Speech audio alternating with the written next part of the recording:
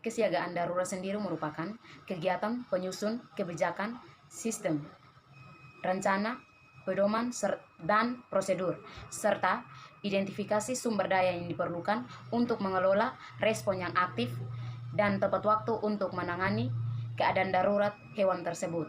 Nah, di sini pedoman kesiagaan darurat tersebut disusun oleh menteri dan menteri yang menyelenggarakan urusan pemerintah di bidang kesehatan, konservasi sumber daya alam, kelautan, dan perikanan, serta industri yang terkait.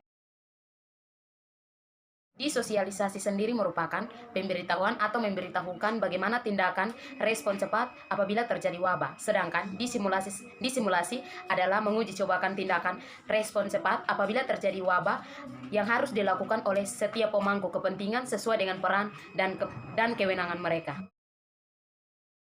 Karena evaluasi yang dimaksudkan untuk memastikan efektivitas dan dipahami pedoman kesiagaan darurat. Nah, wabah zoonosis sendiri merupakan wabah yang dinyatakan oleh menteri, gubernur, dan bupati atau wali kota sesuai dengan kewenangan mereka. Nah, pernyataan wabah zoonosis sendiri ini akan diumumkan secara resmi oleh menteri, gubernur, dan bupati atau wali kota sesuai dengan kewenangan mereka terhadap masyarakat. Pemberantasan zoonosis merupakan tindakan membebaskan suatu daerah zoonosis yang telah ditetapkan. Nah, otoritas veteriner merupakan kelembagaan pemerintah atau kelembagaan yang dibentuk oleh pemerintah dalam mengambil keputusan tertinggi yang bersifat teknik kesehatan hewan dengan melibatkan keprofesionalan dokter hewan dan dengan mengarahkan semua lini profesi, mulai dari mengidentifikasi masalah, menentukan kebijakan, mengkoordinasi pelaksanaan kebijakan, sampai dengan mengendalikan teknik operasional lingkungan. Otoritas veteriner terdiri atas Otoritas Veteriner Nasional, Otoritas Veteriner Kementerian, Otoritas Veteriner Provinsi, Otoritas Veteriner Kabupaten atau kota. Saya akan menjelaskan tentang Otoritas Veteriner Nasional. Nah, Otoritas Veteriner Nasional sebagaimana dimaksud dalam pasal 5 huruf A berwenang mengambil keputusan tertinggi yang bersifat teknik kesehatan hewan nasional. Nah, syarat untuk diangkat sebagai pejabat Otoritas Veteriner Nasional sebagaimana dimaksud pada ayat 1 sebagai berikut. Yang pertama, telah ditetapkan oleh Menteri sebagai dokter hewan berwenang. Yang kedua, memiliki keahlian dan pengalaman di bidang kesehatan hewan, kesehatan masyarakat veteriner, dan karantina. Yang ketiga, menduduki jabatan paling rendah di pimpinan tinggi pertama di bidang kesehatan hewan, kesehatan masyarakat veteriner, dan karantina. Kedua, saya akan menjelaskan tentang Otoritas Veteriner Kementerian. Nah, syarat untuk diangkat sebagai pejabat Otoritas Veteriner Kementerian sebagaimana dimaksud dalam pasal 10 ayat 2 sebagai berikut. Yang pertama, telah ditetapkan oleh Menteri sebagai dokter hewan berwenang. Yang kedua, menduduki jabatan paling rendah di pimpinan tinggi pertama yang membidangi kesehatan hewan, kesehatan masyarakat veteriner, karantina hewan di kementerian yang menyelenggarakan urusan pemerintah di bidang kesehatan hewan. Ketiga, saya akan menjelaskan tentang Otoritas Veteriner Provinsi. Nah, Otoritas Veteriner Provinsi sebagaimana dimaksud dalam pasal 5 huruf C berwenang mengambil keputusan tertinggi yang bersifat teknik kesehatan hewan di wilayah provinsi.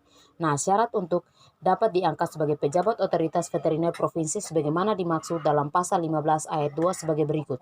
Yang pertama, telah ditetapkan oleh gubernur sebagai dokter hewan berwenang. Yang kedua, menduduki jabatan paling rendah administrator yang berbidang suburusan kesehatan hewan dan kesehatan masyarakat veteriner.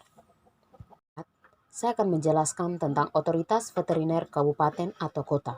Nah, Otoritas Veteriner Kabupaten atau Kota sebagaimana dimaksud dalam pasal 5 huruf D berwenang mengambil keputusan tertinggi yang bersifat teknik kesehatan hewan di wilayah kabupaten atau kota.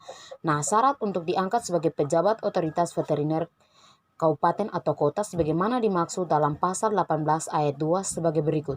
Yang pertama, telah ditetapkan oleh bupati atau wali kota sebagai dokter hewan berwenang. Yang kedua, menduduki jabatan paling rendah pengawas yang membidangi suburusan kesehatan hewan atau kesehatan masyarakat veteriner. Pernyataan nomor 6 dalam hal wabah zoonosis yang bersumber pada hewan yang seluruh hidup atau sebagian hidupnya di lingkungan perairan. Nah, pemberantasannya dilakukan berkoordinasi dengan kementerian yang menyelenggarakan urusan pemerintah di bidang perikanan dan kelautan. Dalam hal zoonosis yang bersumber pada satwa liar, pemberantasannya dilakukan berkoordinasi dengan kementerian yang menyelenggarakan urusan pemerintah di bagian konservasi dalam hal wabah zoonosis yang bersumber pada hewan untuk keperluan Tentara Nasional Indonesia, Kepolisian Negara Republik Indonesia, dan kementerian yang menyelenggarakan urusan pemerintah di bidang kepabeanan. Pemberantasannya dilakukan berkoordinasi dengan Panglima Tentara Nasional, Kepala Kepolisian Negara Republik Indonesia, atau menteri yang menyelenggarakan urusan pemerintah di bidang kepabeanan. Akan menjawab pernyataan dari nomor 7. Jadi setiap orang yang memiliki atau memelihara hewan wajib menjaga dan mengamati kesehatan hewan, kebersihan, serta lingkungannya. Nah, setiap orang yang sudah mengetahui terjadinya kasus zoonosis pada hewan atau manusia wajib melapor kepada kelurahan atau desa, kecamatan, otoritas veteriner, serta otoritas kesehatan setempat. Menjawab pernyataan dari nomor 8. Jadi keikutan serta masyarakat dilakukan dalam bentuk pemantauan dan tindakan cepat kejadian zoonosis.